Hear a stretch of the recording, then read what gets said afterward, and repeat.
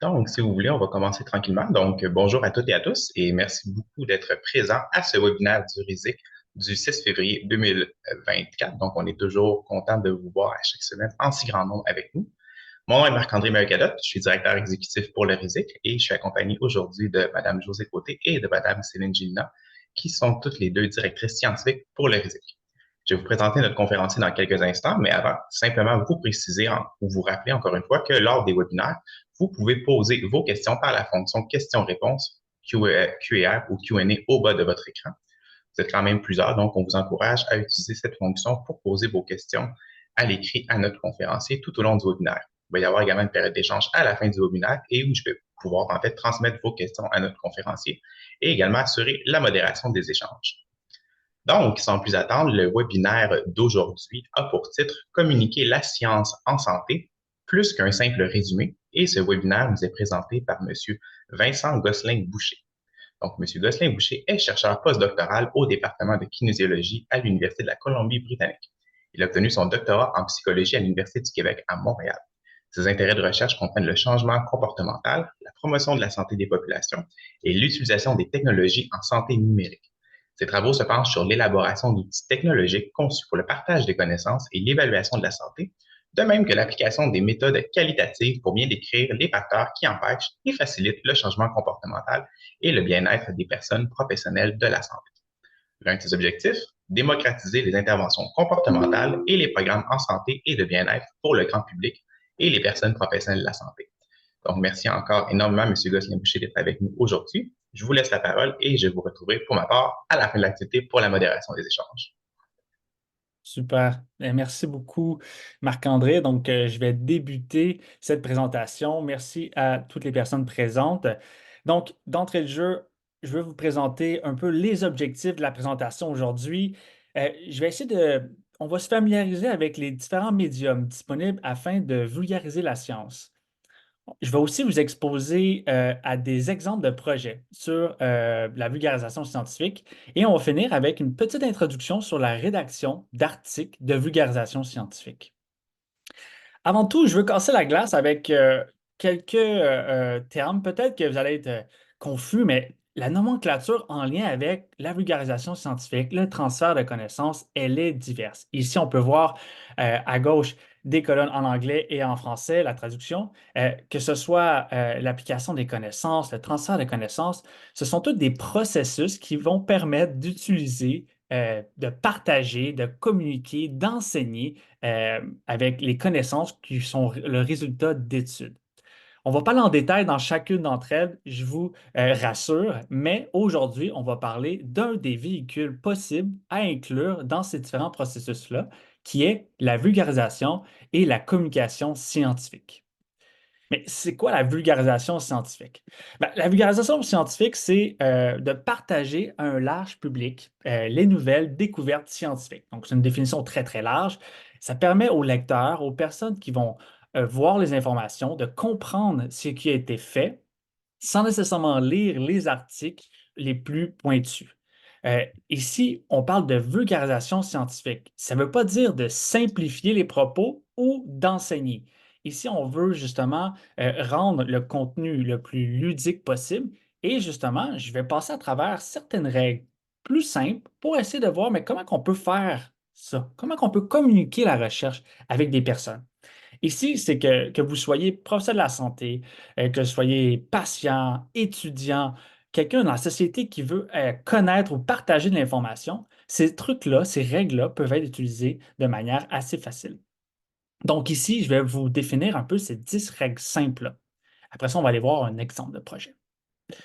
Donc la première règle, on veut respecter les principes de base. Bon, c'est quoi les principes de base? En fait, il y en a trois. De définir les objectifs. Qu'est-ce qu'on veut faire avec ce projet de vulgarisation? Qu'est-ce qu'on veut vulgariser? C'est qui l'audience avec laquelle on veut partager ce contenu-là, qu'on va tirer de la recherche et qu'on veut leur partager d'une manière qui va être ludique à travers certains médias. Et on veut aussi s'assurer d'avoir un message. Qu'est-ce qu'on veut transmettre comme message à la fin?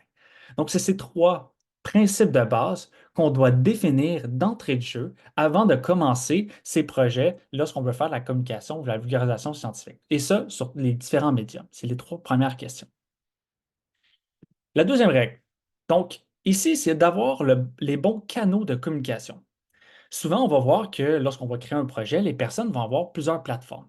Que ce soit via des plateformes de réseaux sociaux, des plateformes de communication entre des procès de la santé ou des travailleurs ou pour échanger certains textes. C'est vers quel canal on veut utiliser. Et cette question-là est très précise. Et ça va revenir à la règle numéro un. Est-ce qu'elle répond à notre audience? Par la suite, je vais parler d'une troisième règle. On veut encourager la participation et la collaboration.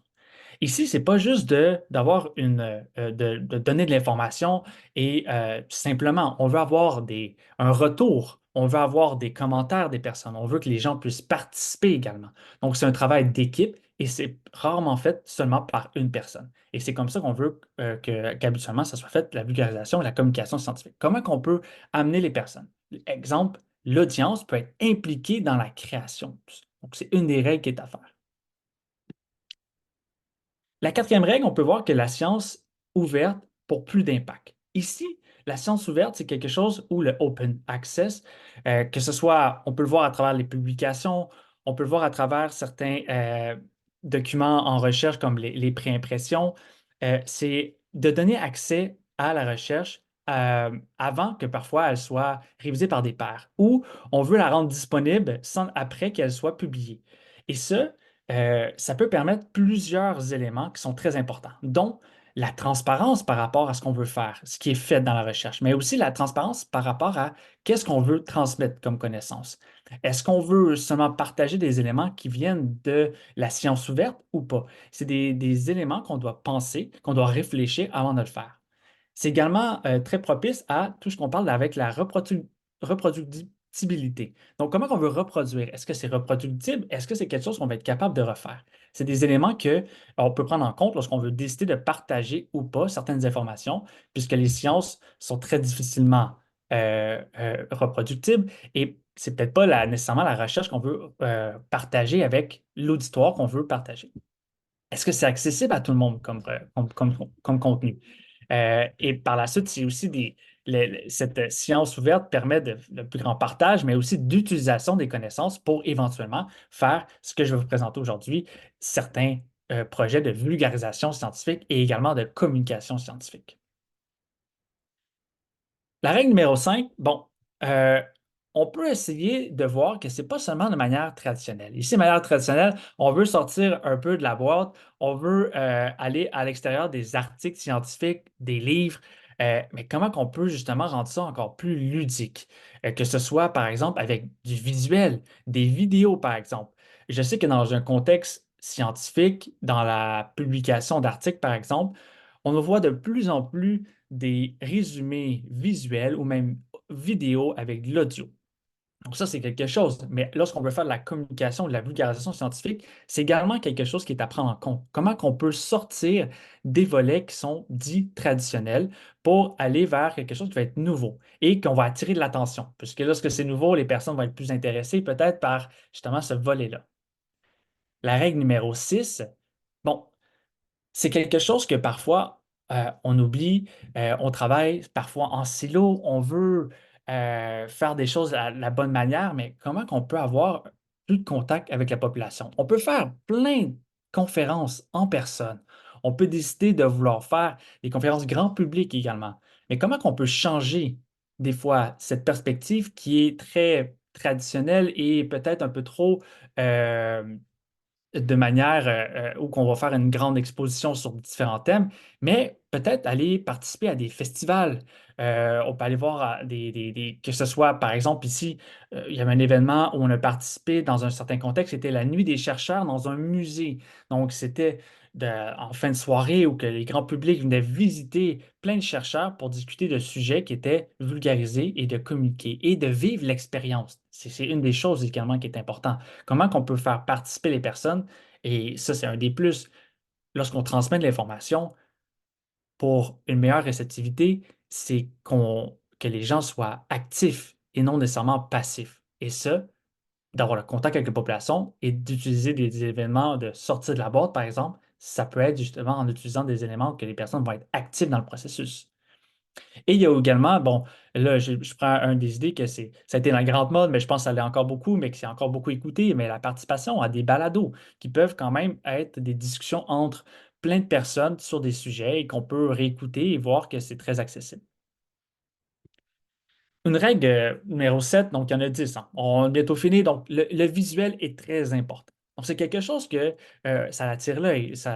On veut avoir une manière qui est un peu plus ludique, par exemple. On veut que ça soit euh, par elle-même, que ça transmette l'information, qu'on n'ait pas nécessairement besoin de chercher très en profondeur. Il y a plusieurs exemples qui peuvent être très bons, très mauvais. Il y a plusieurs que ça peut être très chargé. Ici, j'en ai mis quelques-uns, des infographies, ou même on peut voir sur les plateformes comme Instagram où on peut voir plusieurs volets qui peuvent être super intéressants pour discuter, partager des informations qui vont être très ciblées sur des contextes. Ici, qui était dans un contexte, par exemple, de la COVID en lien avec la vaccination. Donc, le visuel est très important à travers cette partage-là. Il y a également un point qui est à prendre en compte, c'est respecter la diversité. Ici, ce n'est pas seulement au niveau du contenu qui est très important, donc la structure de comment on va faire les communications, mais également la constitution de l'équipe de travail qui est très importante, de prendre en compte tous ces éléments-là. On a su à travers plusieurs événements et à travers plusieurs éléments en santé, entre autres, que ça n'impacte pas les populations de la même manière. Mais également, les communications ne sont pas nécessairement faites de la même manière pour les différentes types de populations. Donc, comment on peut s'adapter? Et ce, c'est un des points qui est très important. Donc, du contenu pour tous, parfait, mais il faut que ça soit accessible également pour tout le monde. Et ça, des bons exemples, je vais pouvoir vous en parler un peu plus avec ce qu'on a pu faire à travers des projets, mais c'est d'adapter la manière qu'on va justement, bon, si c'est une population qui est un peu plus jeune ou un peu plus âgée, mais on va adapter la manière qu'on va communiquer, que ce soit par rapport aux couleurs, mais également les références qu'on va mettre dans les différents exemples, ou si on veut faire de l'humour, c'est pas nécessairement pour tout le monde. Donc, c'est comment qu'on peut s'adapter à travers ça. Mais également, comment qu'on veut partager. Est-ce que tout le monde va avoir accès aux différents médiums dans lesquels on va partager le contenu? Et ça, c'est très important. Règle numéro 9, bon, c'est trouver de bons outils. Donc, bons outils, il y en a énormément, mais il y a également plusieurs plateformes, que ce soit pour justement les partages de vidéos, les partages de podcasts, mais également le partage de contenu, que ce soit visuel, que ce soit des textes, etc. Donc, par où on veut passer. Ici, c'est quelques exemples, il y en a énormément, mais il y a également beaucoup d'outils de travail, que ce soit pour certains, moi j'aime bien le Canva pour travailler sur des aspects visuels, pour des présentations, du contenu sur les médias sociaux, mais il y a plusieurs autres contenus, par exemple, ou plusieurs autres outils qui peuvent être utilisés pour faciliter cette création-là. Et finalement, la dernière règle, et ici je pense que c'est très important, ben, c'est d'évaluer. Donc, c'est bien beau qu'on veut faire un projet de communication, on veut partager des connaissances, mais il faut évaluer. C'est quoi l'impact? Qu'est-ce que les gens ont pu en tirer? Est-ce que les gens ont eu accès à ce qu'on a pu créer? Et de quelle manière? Donc, quelques points, quelques idées. Donc, le nombre de participants, si c'est un événement ou un jeu, par exemple, il faut savoir qui a participé, la couverture médiatique. Et ça, c'est quelque chose qui a suscité de l'intérêt. Et ça, c'est c'est une manière d'évaluer qui est bien propre à peut-être c'est super populaire. Et je vais vous en parler un peu plus avec les projets. Mais ça ne veut pas nécessairement dire que vous avez rejoint la population. Mais même si c'est très populaire, est-ce que les gens l'ont utilisé? C'est deux questions. Est-ce que le temps pour créer les outils et le coût associé en vaut les retombées? Donc, c'est des évaluations à faire après avoir fait la mise en place de ces différents projets-là.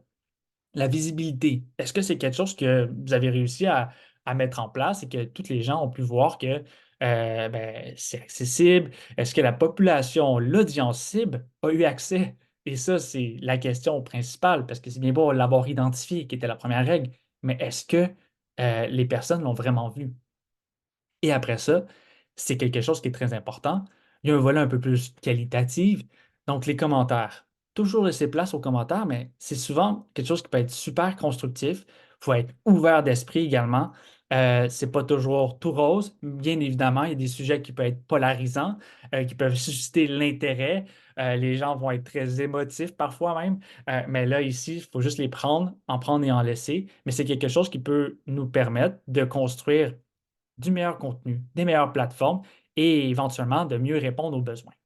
Donc voilà 10 règles. 10 règles pour lesquelles on essaie le plus possible de les intégrer à travers différents projets. Je vais commencer avec les règles puisque c'est quelque chose que vous allez pouvoir garder en tête lorsque je vais vous présenter des exemples de projets de vulgarisation scientifique que j'ai eu la chance de participer avec plusieurs collègues. Donc, après ces 10 règles, un exemple de projet de vulgarisation scientifique. Ici, bon, allons faire une visite dans un projet qui a débuté dans un contexte bien particulier, la pandémie. Donc, la pandémie liée au virus de la COVID-19. Euh, En 2020, c'est, ça a été une grosse année pour plusieurs personnes. Je pense que même le système de santé en a encore des impacts, les professionnels de la santé, les étudiants, bref, la population en général, que ce soit au niveau de la santé mentale, santé physique, l'économie, le volet social, etc. Il y a eu beaucoup d'impacts par rapport à ça. On a eu énormément d'informations également. Et ça a été un des points qui m'a justement frappé le plus. On était submergé. C'était vraiment cet effet-là de vague d'informations. Et c'est à ce moment-là que j'ai réalisé avec une équipe de recherche et de travail, en fait, d'étudiants, qu'est-ce qu'on peut faire pour répondre aux besoins. En fait, euh, on a eu la chance de pouvoir avoir justement un projet de financement qui a été lancé par les Fonds de recherche du Québec. Et quand j'ai vu passer ce projet qui était pour les jeunes de 18-30 ans, pour communiquer la science avec eux de manière vulgarisée, j'ai sauté sur l'occasion.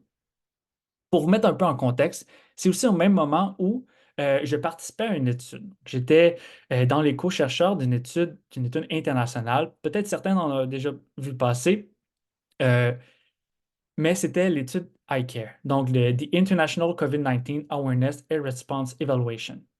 C'est une étude qui a pour objectif d'observer euh, l'impact que peut avoir les différentes politiques, donc la sensibilisation, les attitudes et les réponses du public face aux politiques de santé publique et via plusieurs enquêtes en ligne. Ici, on a utilisé plusieurs types de questionnaires, que ce soit longitudinal, représentatif ou par convenient ou boule de neige. Et pendant cette étude-là, on a recueilli beaucoup de résultats qui étaient en lien avec l'impact que peut avoir la COVID. Et depuis que ça a été lancé en mars 2020, donc au début de la COVID-19, de la pandémie de la COVID-19, on a recueilli des données et ces données-là nous ont permis d'amasser justement de l'information sur, ah ben, qu'est-ce que les gens ont besoin de savoir ou c'est quoi les différents points d'impact les plus importants qui ont été vécus par les gens. Et on a décidé, avec ce projet-là, de soumettre notre candidature pour lancer le projet. Et ce projet s'intitule Vérité ou pandémie. Une pandémie dont vous êtes les héros et l'héroïne. Ça a été un projet qu'on a décidé de lancer et on a eu la chance d'être financé par les fonds de recherche du Québec pour lancer ce projet au début 2021. Donc, on a pu, à travers ce projet-là, premièrement, on a eu une équipe extraordinaire qui nous a permis de justement structurer le tout, d'avoir des idées, de pouvoir avoir des discussions. Plusieurs personnes, donc, que vous pouvez voir au doctorat en psychologie, que ce soit à l'Université Sherbrooke, à l'UQAM. Et moi, j'ai terminé mon doctorat en psychologie et à la fin, j'étais maintenant stagiaire postdoctoral ou aussi en communication avec Alem. Et donc, on avait une équipe qui était relativement petite pour lancer ce beau projet. Mais là, avant de lancer un projet, on avait fait une recherche pour essayer de déterminer, mais c'est quoi les enjeux que les jeunes de 18-30 ans veulent connaître ou s'informent ou ont de la difficulté peut-être à prendre qu'est-ce qui est vrai, qu'est-ce qui n'est pas vrai, qu'est-ce que je peux faire moi comme jeune pour m'informer ou mieux m'informer.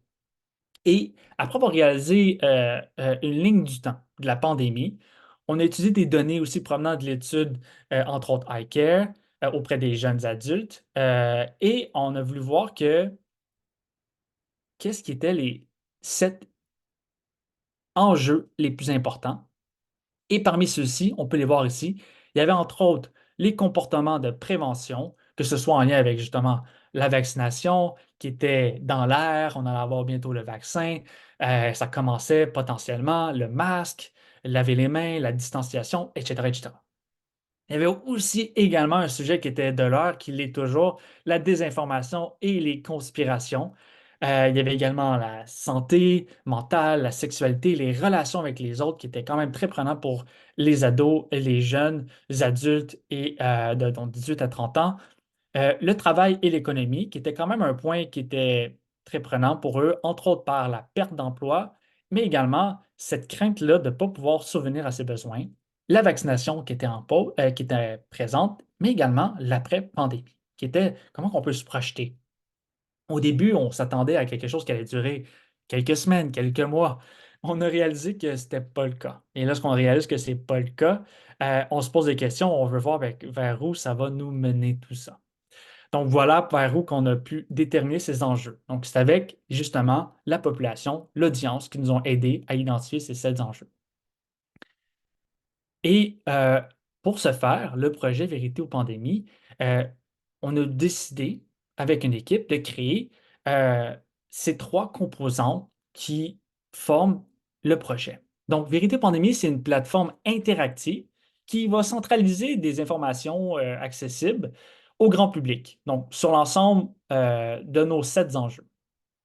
Elle regroupe également des épisodes de podcast qu'on a pu tourner pour le projet euh, et également un site Internet et un jeu en ligne. Le podcast, c'était 6 épisodes pour lesquels on a eu la chance de tourner entre des personnes qu'on pouvait dire naïfs, donc la population, ou des personnes qui étaient sans nécessairement des experts dans les domaines et des experts du domaine. Donc, on a pu faire des échanges entre des professeurs d'université, des artistes, des YouTubers, des acteurs, des influenceuses, mais également des étudiants et étudiantes universitaires qui vont parler à des professeurs universitaires. Et on voulait donner la voix, en fait, aux jeunes pour se questionner et de questionner les experts sur les différents enjeux. Donc, des questions qui pouvaient être très loufoques, mais en même temps qui pouvaient être très pertinentes dans des contextes comme ça que les gens avaient besoin de réponses. Mais également, on avait un jeu. Et ça, c'est très important. C'est un jeu qui nous a permis d'interagir avec une compagnie qui est justement Minka, qui était propulsée par Nova Concept, qui nous a offert la plateforme en ligne pour créer ce jeu. Et c'est un jeu où que les gens pouvaient avoir des interactions, créer des équipes, et tout ça leur a permis qu'ils soient actifs dans ce processus. Donc, il y avait des questions, qu'il y avait des liens aussi avec les questionnaires, avec les podcasts, et ceci leur donnait de l'information. Et l'objectif, c'était vraiment de changer nos saines habitudes de vie, par exemple, dans une période de pandémie, et essayer d'être plus à l'affût de nos capacités critiques pour faire face à différentes informations qui peuvent être divergentes. Comment on peut informer. C'était pas mal un bon défi, mais on était content. Avec le jeu aussi, on leur offrait des réponses. Donc, c'est Bébo qui répondait à des questions, mais on leur offrait aussi mais qu'est-ce qu'il en était de la recherche et des différents contextes dans lesquels on a pu les mettre avec les balados. Donc, ça a été le projet qu'on a pu créer à travers un 4 mois intensif. Ce projet nous a mené à plusieurs entrevues dans les médias. On était super contents. Une des choses qui est à prendre en compte, puis qu'on a noté à la fin, puisqu'on a évalué, on a eu oui, plusieurs métriques, que ce soit la présence sur les réseaux sociaux, les écoutes des podcasts, également les personnes qui ont joué au jeu. On a vu qu'il y avait peut-être beaucoup d'interactions. On a lancé le jeu en juin 2021, donc un peu plus d'un an après la déclaration, lorsqu'on a déclaré qu'il y avait une pandémie, la COVID-19. Et on a vu qu'il y avait une petite fatigue quand même par rapport à ces éléments-là. Donc, on parle encore de COVID, on parle encore de la pandémie. On a vu qu'il y avait un certain attrait par les médias traditionnels, où on a eu la chance de parler de ce projet-là sur les différentes plateformes. Tous les gens étaient super stimulés, mais la population n'était pas nécessairement stimulée au niveau qu'on pensait. Le concept était excellent, on était très, très fiers de tout ça, mais on s'est dit, comment qu'on peut le projeter vers l'avenir? Comment qu'on peut voir que ça peut être pérenne? Est-ce que c'est fini? Est-ce qu'on peut continuer? Et c'est une évaluation qu'on doit faire à travers la création d'une plateforme comme ça, d'un jeu, d'un- d'une plateforme de communication, de vulgarisation scientifique. Et c'est là qu'on est arrivé à la création de Vérité ou quoi. Vérité ou quoi, qui a été lancé en octobre 2021, où on a décidé justement de lancer ce projet-là comme un OBNL avec ma partenaire qui est Juliette François-Sévigny, on a pu lancer ce projet-là et on a cofondé ce projet.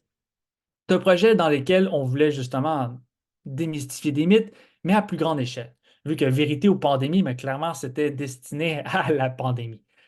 Et on a décidé de lancer notre premier projet en 2022. Et ce premier projet, qui est la première ou la deuxième, euh, on peut dire épisode de Vérité ou quoi, est sur la douance intellectuelle. Ici, distinguer l'art de la périte en douance. Donc, c'est comme ça qu'on a pu lancer ce projet. Et pourquoi ce thème? Bon, c'est un sujet la douance intellectuelle, qui est un sujet qui polarise. Donc, si on peut voir qu'il y a plusieurs, à travers les années, c'est quelque chose qui a intéressé beaucoup le volet de l'éducation, qui a pu avoir des enjeux, entre autres, éthiques reliés c'est pas des diagnostics, mais des identifications reliées à la douance intellectuelle ou au haut potentiel, et qui a pu avoir certaines problématiques qu'il y a pu avoir justement des personnes qui sont faites, qui ont vécu des infractions, entre autres, au code de l'ordre des psychologues, entre autres au Québec. Donc, c'est un sujet qui était problématique puisqu'il y avait des gens qui disaient, mais pourquoi? Ils se posaient des questions sur plusieurs mythes. Pourquoi mettre de l'intérêt sur un sujet comme ça? Et il y a plusieurs mythes. J'en ai mis quelques-uns. Donc, les personnes douées sont nécessairement performantes au travail et à l'école. OK. Les personnes douées sont très intelligentes sont trop intelligentes pour être heureuses. OK. Les garçons sont plus intelligents que les filles. Bon, ça, c'est toutes des mythes. Je vous rassure. Ceci, c'est toutes des mythes. Et où trouver les ressources fiables pour vulgariser sur la douance intellectuelle destinée aux adultes ou même aux plus jeunes? Ben, présentement, c'est ce qu'on voulait répondre en créant ce projet. C'est aussi un sujet qui était très important pour la cofondatrice de Vérité ou quoi, puisque c'était son sujet de thèse doctorale, étudiante au doctorat en psychologie, en recherche et intervention auprès des jeunes, des adolescents et des adultes pour ce sujet spécifiquement de la douance intellectuelle, plus spécifiquement chez les adultes vivant pour le stress parental. Donc, ça a été vraiment une des raisons, entre autres aussi, mais c'est aussi cette grande emphase sur les plusieurs mythes qui existent. Je veux revenir sur un point qui est très important, c'est, OK, là, on parle de tout ça, on a parlé de la pandémie, la douance intellectuelle, mais la mission de Vérité quoi? Donc, c'est faire la promotion de la science. Premièrement, la science à toutes les étapes. Donc, ça peut être quelque chose de très qualitatif, quantitatif, science qui vient de recherche du cégep, d'université, de tous les domaines également. C'est ça qu'on veut faire. On veut faire la promotion de la science. Et on veut contrer la désinformation également. Entourant ici, entre autres, pour le premier projet, la douance intellectuelle. Donc, une des phrases qu'on aime bien dire pour ce projet, c'est on peut trouver la vérité même dans les moments les plus sombres. Il suffit de se souvenir d'allumer la lumière. Donc, ici, une phrase tirée d'un film quand même très connu, mais également avec une petite touche de vérité ou quoi. Ici, pour ce deuxième volet de vérité ou quoi, de monstre intellectuel, on avait une équipe qui est encore plus grande. Donc, en plus de l'équipe du premier volet, Vérité ou pandémie, on a une équipe qui a été augmentée de par les intérêts, entre autres, au niveau de la douance intellectuelle, mais également au niveau de la communication et de la vulgarisation scientifique, où plusieurs de nos membres de l'équipe étaient, entre autres, très présents, que ce soit dans le podcast avec Myriam Baudry, par exemple, ou dans ses implications en vulgarisation ou communication scientifique pour Catherine Simon-Paquet ou Camille L'Espérance. Plusieurs autres étaient justement dans le domaine de la douance intellectuelle, entre autres Anne-Laurence, Alice, Catherine et Marie-Claudel, et également Natacha. Toutes ces personnes-là, en fait, c'est le cœur du projet. Et tout ça, lorsque je l'ai parlé de la collaboration, la participation des différents parties prenantes, des utilisateurs de contenu, c'est très important. Donc, ici, on parle de chercheurs, d'utilisateurs des connaissances, mais également des personnes qui sont expertes et qui communiquent également la science à travers plusieurs médias et médiums. Et c'est à travers aussi une collaboration euh, de plein d'universités au Québec. On était très fiers de tout ça. Donc, ça a été un lancement où on voulait faire ce projet-là avec cette équipe. Mais les thèmes, encore là, c'était un autre point qui était très important puisque l'identification des thèmes, on peut pas, on veut que ce soit de la création de contenu qui soit cohérent avec les besoins exprimés par le public. Donc, d'abord, on a abordé justement certains thèmes qui étaient l'identification de la douance intellectuelle. Donc, qu'est-ce qu'est-ce que c'est la douance? Comment on fait pour savoir si on a une douance? Donc, ce principe-là. On a également abordé les thèmes comme les stéréotypes de genre en lien avec l'intelligence. Et en soi, c'est un thème qui était très nouveau, très important, puisque c'était très important dans l'espace public. On voyait de nombreux mythes qui étaient présents, qui entouraient ces différents thèmes-là. Il y avait également aussi la question de la double exceptionnalité, lorsque la douance va cohabiter avec d'autres troubles associés, par exemple des troubles de déficit de l'attention, des troubles d'anxiété, etc. Il y avait également les thèmes au niveau de la santé mentale pour les personnes qui avaient une identification, mais également les thèmes qui étaient en lien avec la vie professionnelle des personnes douées. Donc, c'est des questions qui étaient très répandues et on a voulu répondre à travers, encore là, les différents médiums que la plateforme Vérité ou quoi pouvait utiliser. Et ces médiums, comme que j'ai pu les dire au préavis, mais il y avait les balados. On a recréé différents balados avec des perspectives d'experts et des personnes qui étaient justement un peu plus petites naïves, mais qui étaient très, très, très curieuses, ça, c'est sûr. Et on a pu voir qu'il y avait plus de 8000 écoutes sur les différents podcasts. On était très fiers de tout ça et que ça continue de monter puisque c'est des ressources qui restent dans le temps. Notre site Internet également, qui fournit, oui, un lien vers la plateforme, mais également des ressources en lien avec les différents termes, que ce soit d'autres projets de communication, d'autres sites, des livres également, qui peuvent fournir de l'information pour les différentes personnes qui en ont besoin. On a également nos réseaux sociaux, qui a plusieurs abonnés sur nos différentes plateformes, pour lesquels on peut partager du contenu encore ludique à travers des publications. On peut poser des questions, on va interagir avec les gens. Donc, c'est quelque chose qui est très intéressant, qui est très important également de garder tout ça. On a des retours qui sont précieux, des commentaires qui, pour nous, nous font chaud au cœur également. Donc, de répondre à des questions des personnes qui en ont besoin, on était très rassurés, des personnes qui... Ça l'émeut quand même. Et finalement, on a créé ici, on n'avait plus la plateforme Minka, mais on a créé un quiz qui est en ligne qui permet de tester ses connaissances sur les différents thèmes abordés. Le quiz, comment il fonctionne? Donc, c'est plusieurs questions en lien avec les différents thèmes et on met à travers tout ça certaines séquences de podcasts qui vont venir stimuler un peu les différentes réponses pour les personnes. Donc, c'est tout ça qu'on a pu créer. C'est un projet qui également, on peut évaluer, puis ce que je l'ai dit qui est très important, les retombées. Il y en a plusieurs, que ce soit entre autres pour le milieu professionnel.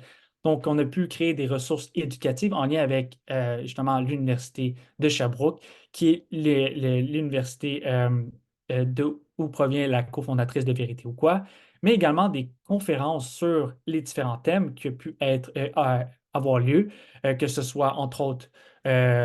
euh, donc, Juliette a présenté dans énormément de cliniques, par exemple à l'UQAM, que ce soit aussi pour l'Ordre professionnel de psychologie du Québec et dans d'autres cours, que ce soit dans les différentes universités, mais également la rédaction de plusieurs chapitres dont trois membres de Vérité ou quoi ont collaboré pour J'aime les zèbres et qui a été justement publié l'année dernière et dont on a la chance que Vérité ou quoi a la chance de participer d'avoir écrit en fait deux chapitres. Donc, très important. C'est des retombées qui sont pour nous précieuses. Pour le grand public, clairement, on a créé un environnement d'apprentissage qu'on dit ludique, que ce soit par le jeu, mais également, les personnes peuvent s'intégrer, ils peuvent l'utiliser, ils peuvent participer, mais également pour les différentes personnes utilisatrices qui veulent apprendre un peu plus sur les études de la douance, ils peuvent aller voir qu'est-ce qu'on a pu faire, la manière qu'on l'a vulgarisé. Mais également, une des choses qui est importante, c'est la sécurité informationnelle. Il y a tellement d'informations sur plein de sujets, mais ici, on a voulu aller s'assurer en validant auprès également de professeurs, d'experts dans les domaines, que le contenu était valide et qu'on pouvait justement, c'est quelque chose qu'on doit faire avec plusieurs itérations. Donc, il n'y a pas un point final. On peut toujours voir toujours des nouveaux contenus qui arrivent, mais c'est important de pouvoir faire des modifications à travers le temps. Donc, c'est une des choses qui est très importante. Également, on a pu voir qu'il y a plusieurs experts qui ont participé dans le projet à faire d'autres transferts de connaissances pour les étudiants, mais ça a également permis entre autres certains membres de l'équipe, d'aller participer à plusieurs séries de balados pour démystifier, entre autres, la douance intellectuelle, et ce, continuellement. Et c'est encore le cas aujourd'hui. Depuis le lancement, ça fait plus d'un an. Et ça continue. Et il y a plusieurs membres de l'équipe qui se font rejoindre puisque c'est un sujet qui est encore très d'actualité. Donc, c'est un projet qui a eu plusieurs retombées, un peu comme Vérité ou quoi, mais ici, on a vraiment, on le croit, beaucoup rejoint le public, que ce soit les parents, que ce soit les jeunes, les ados, les plus vieux, les adultes également, ayant une identification, qui se posent des questions. Tout le monde a eu quand même un coup de cœur pour les différents sujets. Il y a même plusieurs projets qui sont en cours pour certains membres de l'équipe, entre autres un livre en lien avec la douance intellectuelle pour les jeunes, donc à suivre pour ce projet. Mais je pense que c'est important aussi que, avant que j'aille un peu plus loin, de remercier. Là, c'est une page qui est très, qui est très pleine, qui regroupe entre elles plein de partenaires qui nous ont aidés à travers les différents projets de Vérité ou Pandémie, Vérité ou quoi. Pour moi, c'est un coup de cœur. On les apprécie énormément, que ce soit pour leur temps, le financement également qu'ils ont pu mettre en place. Et ça permet en fait de vous montrer à quel point un projet, ça ne se fait pas seul, ça se fait entourer d'équipes, mais également de partenaires pour le contenu, mais également financier, qui a pu permettre de faire ces projets-là à travers les différents temps. Donc là, je vais présenter aussi, j'ai présenté une manière de faire qui était un projet qui regroupait plusieurs médiums, mais il y en a plusieurs autres médiums afin de vulgariser et disséminer les différentes les sciences. Et ça il y a un grand nombre de projets également qu'on peut en faire. Je prends le temps de pouvoir vous présenter certains projets qui me tiennent à cœur puisque c'est des collègues qui ont pu faire lancer des projets, que ce soit en vulgarisation scientifique, en communication, sur plusieurs plateformes. Donc, entre autres, Entropie, qui va parler de psychologie positive, qui va parler également de la douance intellectuelle et également de la psychologie plus en général. Il va y avoir par la suite Science à la carte, qui va parler de plusieurs sujets, qui vont utiliser la plateforme Twitch, entre autres. Il va tête à tête avec la science, qui est un podcast très interactif, qui va parler à plusieurs experts dans plein de domaines. Ils vont raccourcir, qui va parler de, entre autres, les biais cognitifs qu'on peut avoir par rapport à l'information, qui peut nous aider à avoir une perspective un peu plus critique par rapport à l'information. Il y a TRACE, donc qui est l'unité de recherche sur les interventions de trauma et de couple, qui également partage énormément de contenu vulgarisé et qui collabore sur plein d'autres projets. Parle-moi de santé, qui est dirigé par Alexis, qui est physiothérapeute, qui parle de plein de sujets en lien avec la nutrition, le sport également. Science sort de ma tête, désolé, qui est beaucoup axé sur la psychologie, comment qu'on peut voir au niveau de la santé mentale et comment qu'on peut justement avoir de l'information sur ces différents sujets qui sont intéressants, qui peuvent vraiment stimuler la discussion. Et finalement, Science d'abord, qui a été lancé en anglais en Alberta en premier lieu, qui a aussi un volet francophone et qui va venir démystifier un peu plusieurs mythes en lien avec la recherche. Et ça, c'est des projets qui peuvent être stimulants, mais qui est le résultat de plusieurs conversations. Finalement, il y a également tout ce qui se passe avec la rédaction de papiers, d'articles, que ce soit dans des revues. Ici, je vous donne des exemples, que ce soit par exemple La Fibre, qui est une revue propulsée par Science 101, vulgarisation UQAM, la revue Dire de l'Université de Montréal, Québec Science ou La Conversation, qui est un peu plus éditoriale. Et c'est plusieurs médiums qui peuvent justement stimuler. Et c'est vers là que je veux vous pencher pour le dernier volet. Je vais vous faire une petite exposé. Je vais vous euh, mettre de l'avant comment on peut écrire, en fait, un article de vulgarisation scientifique. Donc, on a pu voir plusieurs médiums. On a pu voir comment on peut créer une plateforme à travers un projet. Mais ici, peut-être que vous aviez eu l'occasion. Je ne sais pas si c'est votre cas, peut-être que vous l'aviez déjà fait, mais comment on peut écrire un article de vulgarisation scientifique d'une manière très ludique. Et c'est quoi les différentes règles pour y arriver? Je vais vous en exposer certaines. Vous donner des exemples également pour que vous soyez le plus stimulé le plus possible. Bien évidemment, je vais être content de répondre à vos questions. C'est des pistes de solutions à travers, bon, on a vu les 10 règles au début qui vont aider à créer le projet, à identifier les différentes, qu'est-ce qu'on veut faire, que ce soit même pour un article, c'est la même chose. Il faut identifier l'audience, qu'est-ce qu'on veut faire, c'est quoi la question. Donc, on répond aux mêmes critères, aux mêmes règles, mais ici, dans un volet écriture. La structure classique qu'on peut voir d'un article de vulgarisation, donc il y a le titre. Donc, le titre, il va avoir le chapeau, il va avoir l'amorce. Je vais tout les définir en détail, inquiétez-vous pas. Il va avoir les interticles, le corps du texte et finalement la chute. Bon, on va aller définir tous ces aspects-là. On va les remplir ensemble pour certains sujets. Donc, le titre. On veut que ce soit court. On espère que ce soit moins de 10 mots. Donc, très court, très concis. On veut que ce soit accrocheur, un peu comme, je l'espère, mon titre de ma présentation. On veut que ce soit créatif également. Donc, et ce titre est suivi d'un chapeau. Ce chapeau est le premier paragraphe. Donc, c'est plus ou moins 80 mots, 90 mots, et qui est constitué des 5 W. Bon, c'est quoi ces 5 W-là? Les 5 W, on va parler de le quoi, donc qui est concerné, de quoi on parle, où se situe le sujet, c'est quand également qu'on est en train de parler, est-ce qu'il y a un volet de temps, tout ça, à travers tout ça, et pourquoi c'est important d'en parler. On veut répondre à ces 5 questions. Ces 5 questions qui vont être quand même 90 mots, c'est très, très, très court, mais c'est ça l'objectif. Donc, on veut que la lecture du titre et du chapeau devrait être suffisant pour connaître le sujet du texte et les principales conclusions. C'est un peu pour certains chercheurs, certaines personnes qui sont en recherche ou qui sont très près de tous ces volets-là, un peu à l'inverse de ce qu'on peut faire ou qu'on peut voir. C'est ce qu'on veut faire. Donc, par exemple, ici, un exemple de chapeau.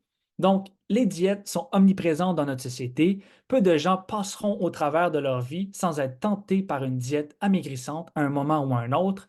Cette pression d'être mince est durement ancrée dans nos standards de beauté et cause des ravages à la santé. Donc, je ne vais pas continuer, mais ça ici, c'est ce chapeau. Et le titre qui peut être associé, qu'est-ce qu'on peut voir?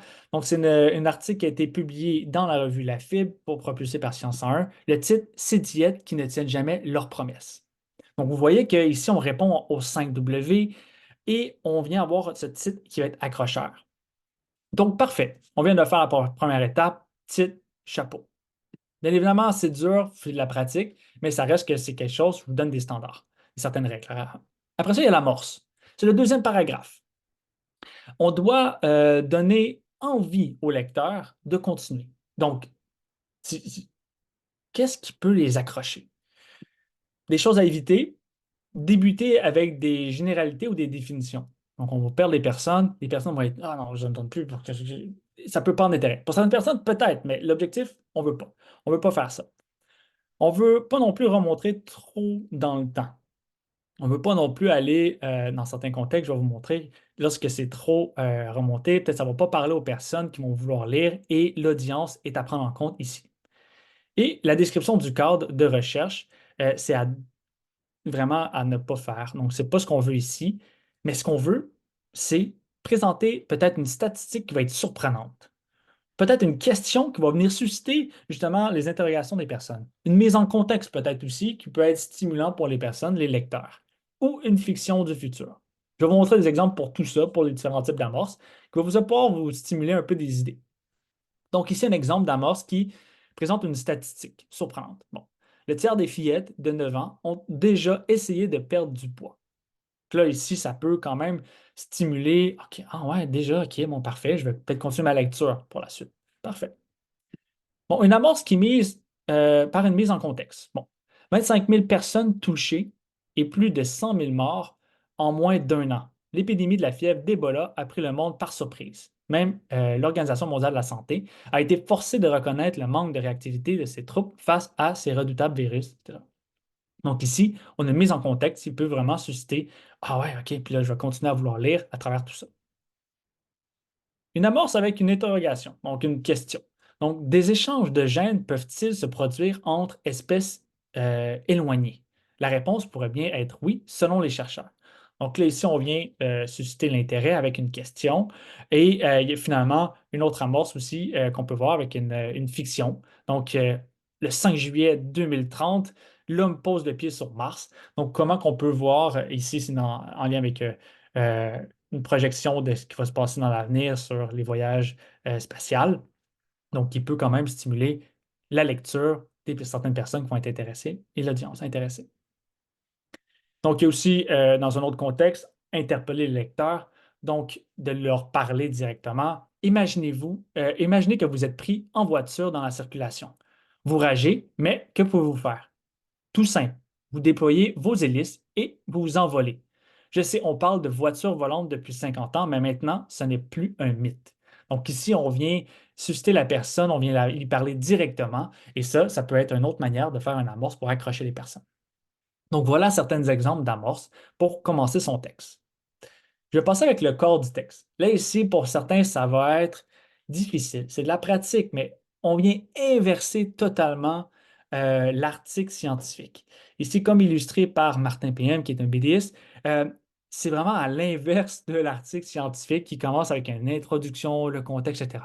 On va commencer avec les résultats et après, on va continuer avec le contexte, les implications et les différentes étapes de recherche, s'il y a lieu. Dans une manière qui va être différente. C'est vraiment ça le corps du texte. C'est du travail. Il faut changer sa manière de voir l'article. Ça peut être difficile, mais ça peut être fait d'une manière qui peut être très ludique, mais ça reste que c'est quelque chose qui est à travailler. Parce qu'au début, lorsqu'on commence par faire des articles de vulgarisation, avant d'avoir fait des articles scientifiques, par exemple, si c'est votre cas, euh, c'est un peu plus facile de passer d'un article de vulgarisation à l'article scientifique, mais des fois, non. Bref, ça peut être complexe parce qu'il faut changer son style d'écriture. Il faut juste s'adapter. Finalement, il y a la chute, donc la fin. Donc, c'est la fin de ce fameux petit texte. Vous allez voir des textes ici, ça peut être 800 mots, 700 mots, 600 mots, ça peut être 1000 mots également, un peu plus. Euh, Ça va dépendre en fait de la place dans laquelle vous allez le publier. Ici, c'est le dernier paragraphe. Euh, Ce n'est pas une conclusion. On veut juste offrir euh, une nouvelle perspective. On veut amener le lecteur à quelque part d'autre, à peut-être des solutions. On veut les amener à s'imaginer peut-être une suite. C'est un peu comme une histoire. On va la finir un peu abrupte, mais on veut que les gens gardent l'intérêt de peut-être aller chercher un peu plus d'informations à travers cette lecture-là.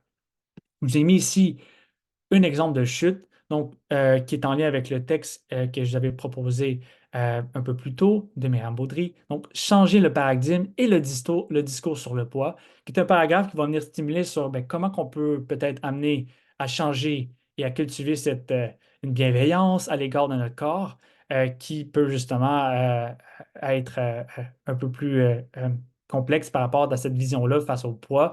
Et là, c'est un texte qui parle de la diète, donc bien évidemment. Donc, comment on peut changer cette vision-là, la conscience de tout ça à travers ces différents parcours. Donc, voici une structure. Je vous ai fait ça très rapide. Je vais juste vous faire un exposé, face à qu'est-ce que peut être la rédaction d'un texte d'éditorial ou de vulgarisation scientifique. Et vous exposer à plusieurs médiums. Mais ce qui est très important quand même à travers tout ça, donc en fait, d'autres principes importants, c'est à travers les textes, désolé, c'est on ne veut pas de jargon. On ne veut pas nécessairement non plus des synonymes. Non, ça ne veut pas nécessairement dire que c'est un synonyme que ça va être vulgarisé que ça va être simple. On veut éviter des mots qui vont pas servir et des phrases qui sont trop longues. On veut ça court, simple, sans nécessairement prendre les personnes pour des personnes qui n'ont aucune compréhension de la matière. Non, c'est pas ça. On veut juste que ce soit plus court, ça se lit, qu'il y ait une bonne rythme de lecture. Habituellement, il n'y a pas d'opinion, mais il y a quand même des éditoriales qui peuvent avoir une petite opinion. On ne veut pas non plus que ce soit un plaidoyer. On veut avoir des exemples et faire des comparaisons avec des éléments connus. On veut être capable de se transférer à travers ces textes-là. Et d'utiliser l'humour, c'est quelque chose qui est quand même très bien. C'est quelque chose qui va permettre d'avoir une connexion avec son public, qui va rappeler certains traits, certains aspects qui peuvent être très importants pour les personnes. Donc, faire l'humour, ça peut venir susciter de l'intérêt pour certains selon les différents textes. Bien évidemment, ça peut avoir du contexte, là. Je veux dire, l'humour, il a son contexte qui est bien à lui. Donc, voilà. Donc, un rappel un peu pour tout ce que je viens de présenter. J'ai présenté rapidement plusieurs éléments. Ça me fait plaisir de répondre à vos questions, mais qu'est-ce qu'est-ce que le public sait au préalable sur le sujet? Lorsque vous allez penser à faire de la communication scientifique, de la vulgarisation, c'est quoi que votre public sait par rapport à ce sujet-là? Vous allez devoir le définir. Et aussi, quels sont mes objectifs? Est-ce que c'est de présenter des résultats de recherche? Est-ce que c'est d'informer sur un sujet en particulier qui est très spécifique par rapport à la population donnée?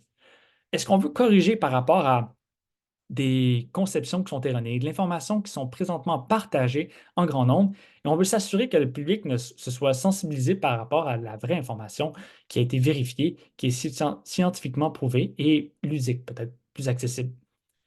On veut aussi outiller certains peut-être milieux de pratique. Est-ce que c'est le cas? Que ce soit dans un contexte de soins de santé, que ce soit avec des patients, que ce soit avec des étudiants, est-ce que c'est ça l'objectif? C'est quoi les meilleurs outils? Il faut se poser la question pour communiquer les informations que vous désirez communiquer. Si, exemple, vous ciblez des jeunes, pas nécessairement la meilleure plateforme que de publier les publications sur LinkedIn. Pas nécessairement la meilleure place.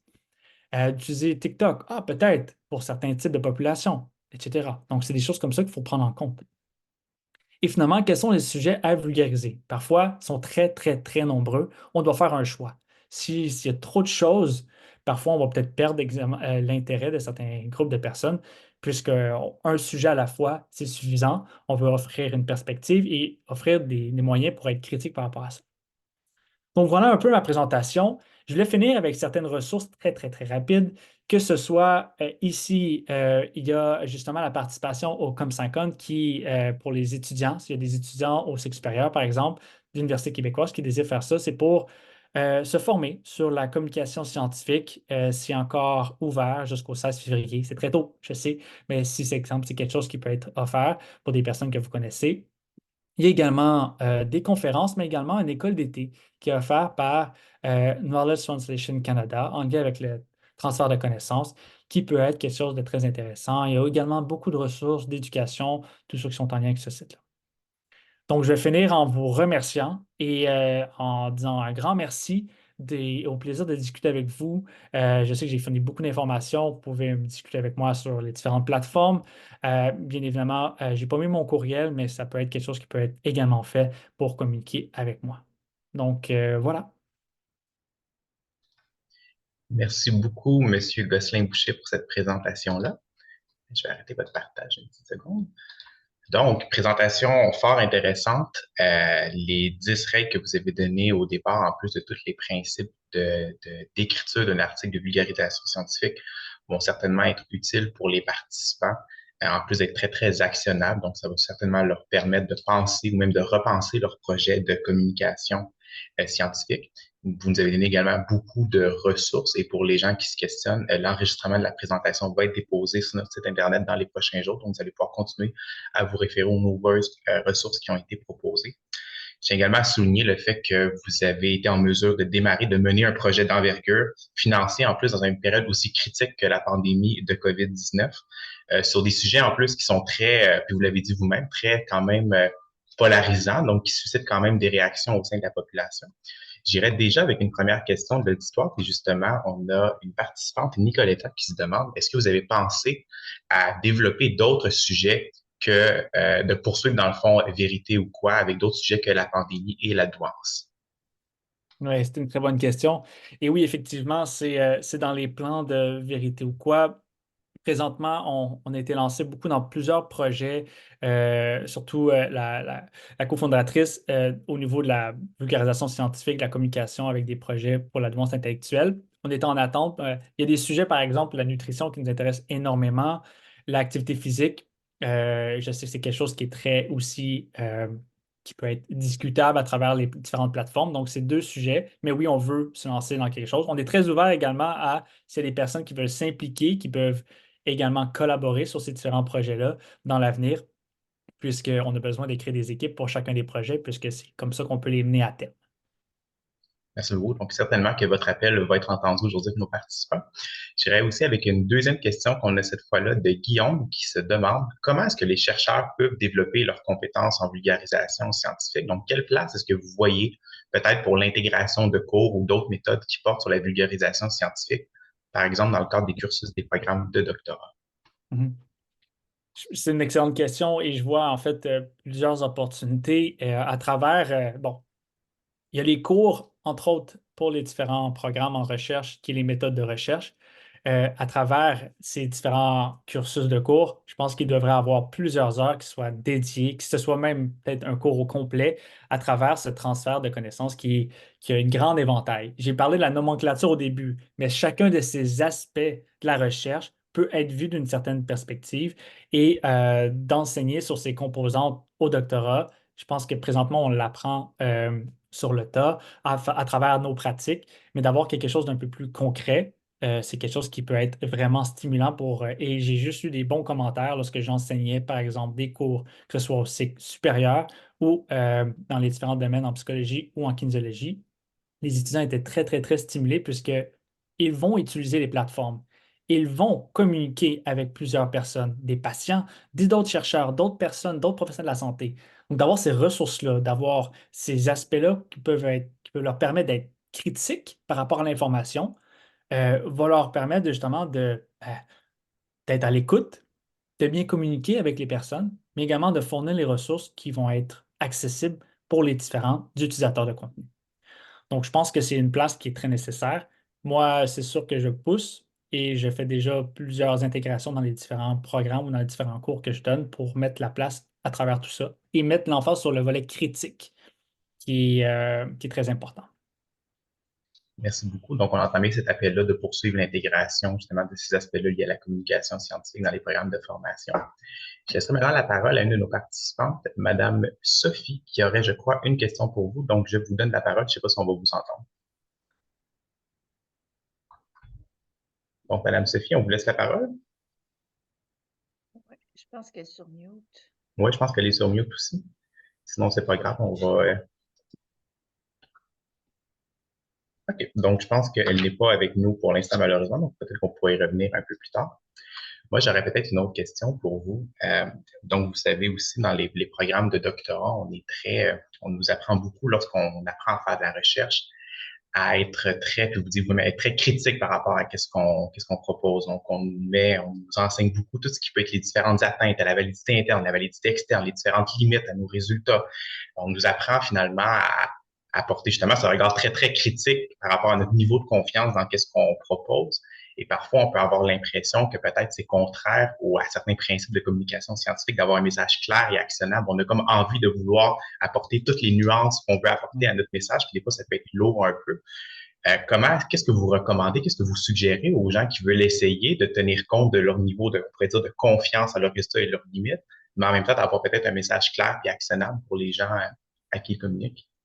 Oui, c'est une excellente question et c'est une question qui revient à travers les différentes formations ou lorsque j'ai des discussions avec des collègues ou des pairs qui se disent, ben, il y a tellement de choses, il y a tellement d'informations et les recherches sont contradictoires. Donc, qu'est-ce qu'on fait avec ces éléments-là? On doit mettre de l'avant que présentement, selon la littérature, c'est une des informations qu'on peut voir. On peut mettre les limites de l'avant. C'est très important d'être transparent par rapport à présentement, en 2024, le 6 février, par exemple. Voici ce qu'on a pu acquérir comme connaissance qui ne se limite pas nécessairement à ce que je vous présente. Il y a peut-être d'autres choses, mais c'est juste d'être très transparent par rapport à les limites de nos connaissances. Il faut être humble. C'est ce qui est, je pense, quelque chose qu'on oublie en recherche et dans le transfert et dans la communication. On n'est pas nécessairement toujours humble par rapport à j'ai trouvé les résultats, voici une finalité. C'est pas nécessairement ce qui se passe réellement à travers la recherche. Comment qu'on peut faire, comment ça se résulte à travers tout ça? Nous, on mettait, par exemple, des phrases on mettait la date selon laquelle et les différentes sources d'études. Bien évidemment, euh, euh, on présente certains contenus, certaines statistiques, sans aller vers le cherry picking ou certains comportements comme ça au niveau de la lecture d'articles. On ne veut pas faire ça. On veut limiter, mais présentement, on va présenter un volet de l'étude et on peut juste dire on présente un volet de l'étude, mettre en contexte, qui est quand même très important également, puis cette mise en contexte-là nous permet de mieux interpréter les résultats. De simplement dire une statistique par rapport à on a évalué des personnes en identification, par exemple, de Down, soit des personnes souffrant de dépression durant la COVID-19. OK, c'était où? C'était qui la population? Comment ça a été fait? C'est important quand même de le dire dans certains contextes, euh, même si on doit se limiter. Bref, il y a toujours on se tiraille à travers ces deux types de communication-là, puis je comprends ce facteur-là. Il faut juste être capable de dire, peut-être à la fin, pour plus d'informations, voici les articles, voici les détails, et une date dans laquelle on a pu sortir les résultats, tout ça, qui peut mettre un volet un peu plus temporel, et on va faire des modifications. L'important, je le dis, être humble et qu'il y a toujours place aux itérations du changement, puis de revenir sur ce qu'on a pu faire. C'est correct. Faut juste, faut pas le laisser comme ça si c'est pas correct. Puis, ou qu'il y a des problématiques. Je pense que c'est ça qui est à faire. On entend bien votre réponse de cette humilité-là, puis d'être conscient qu'on offre une meilleure réponse à un certain moment, puis cette réponse-là peut évoluer dans le temps. Je Ouais. vois qu'en fait, par contre, je me sentirais mal de ne pas poser la question. Vu le sujet que vous avez abordé, vous disiez vous-même, vous avez abordé des sujets qui sont quand même assez polarisants. Il y a de la désinformation, il y a des fois de la conspiration aussi. Puis on le voit aussi depuis plusieurs années, il y a peut-être une certaine méfiance vis-à-vis des grandes institutions, dont parfois, malheureusement ou heureusement, les chercheurs font partie. Comment est-ce qu'en tant que chercheur, on peut si on veut s'inscrire un peu dans cet écosystème-là, communiquer la science à l'extérieur des murs des universités, est-ce qu'on peut prévenir un peu ces réactions très polarisées peut-être aux messages qu'on peut envoyer? Est-ce qu'on peut le prévenir? Comment est-ce qu'on gère un peu les réactions parfois fortes qu'on peut avoir lorsqu'on prend position sur une place publique? Je ne sais pas si vous avez des conseils ou des suggestions pour les gens qui s'inquiètent peut-être de ces réactions-là. Mhm. Euh, une des choses qui est à faire, c'est d'écouter, en fait. D'écouter, c'est qu'est-ce qui est pas la plainte, mais les commentaires des autres personnes par rapport à ce qu'on vient de dire. De prendre en compte que, bon, parfait, ça l'a peut-être atteint personnellement cette personne-là. Il y a des émotions qui ont été vécues par cette personne-là, c'est correct. Mais après ça, qu'est-ce qu'on peut faire pour venir peut-être pousser? Ici, on ne peut pas aller dans l'attaque. On ne peut pas dire, par exemple, face à ces réactions-là, un peu, que tu partages de la désinformation ou tu es payé par le gouvernement. Ça a été quand même des choses qui peuvent être euh, mis de l'avant, surtout avec le financement des fonds de recherche du Québec, qui est quand même une instance gouvernementale. Et donc, ça a été soulevé, qui était, bon, c'est bon, vous faites de la propagation d'informations en lien avec la vaccination, parce qu'elles étaient en lien avec le gouvernement. Ce qu'on peut faire, c'est entendre, mais on ne peut pas nécessairement tout changer les manières de penser. On a présenté des faits dans un contexte qui était X, Y ou Z, et après ça, on ne peut pas non plus. C'est des personnes qui vont demander d'avoir peut-être plus d'informations, d'être écoutées dans certains contextes, mais c'est peut-être pas à nous de le faire, là, mais c'est juste d'être réceptif aux commentaires et de ne pas être non plus, de pas prendre ça personnel. C'est des éléments qui sont pas destinés à nous, là. C'est plus grand que nous. Qu'est-ce qui se passe par rapport à tout ça? Euh, Puis comment on peut se prévenir? Ben, on a parlé à plusieurs personnes qui faisaient beaucoup de médias sociaux, qui géraient tout ça. On ne veut pas non plus, comme ça a été fait durant la COVID-19, euh, blâmer, faire du shaming avec les personnes, les anti-vax, par exemple, les personnes qui étaient conspirationnistes, c'est de leur faute. Tu sais, c'est pas ça qu'on veut faire. Puis dans tous les sujets, ceux qui ne croient pas à des choses ou qui ont des interprétations qui vont être divergentes de ce qu'on va présenter, c'est louable. C'est une antithèse de ce qu'on vient de présenter. C'est parfait. Mais après ça, c'est de prendre en compte, puis d'écouter, puis de présenter des choses de manière le plus neutre possible, puis de voir qu'est-ce qui peut y avoir une discussion. Puis il y a des personnes qui peuvent engendrer des discussions en ligne. On peut avoir sans avoir nécessairement cet d'enflammer tout ça. J'avais une idée un peu folle, mais tu sais, de faire un podcast avec des personnes comme ça qui vont se confronter, ça peut venir susciter des interactions assez spéciales, mais que ça peut amener peut-être des discussions et d'amener à des- des compromis. Je sais pas, tu sais, c'est des choses qui peuvent être faites à travers tout ça, mais effectivement, qui est à prendre en compte, puis qu'on n'est jamais, peu importe les sujets, il va toujours avoir des personnes qui vont être extrêmes des deux côtés. Donc, c'est polarisant, mais je pense que tous les sujets peuvent être polarisants, peu importe. C'est juste les contextes. Merci beaucoup, M. Gosselin-Boucher, pour votre réponse. C'est tout le temps qu'on en avait aujourd'hui. On a même dépassé de quelques minutes. Donc, merci encore énormément d'avoir été des nôtres aujourd'hui. Pour notre part, pour les gens qui sont présents, on se retrouve mardi le 13 février pour un nouveau webinaire intitulé Introduction aux méta-analyses et aux analyses de modération, comprendre leur utilisation lors de la réalisation de synthèse des connaissances.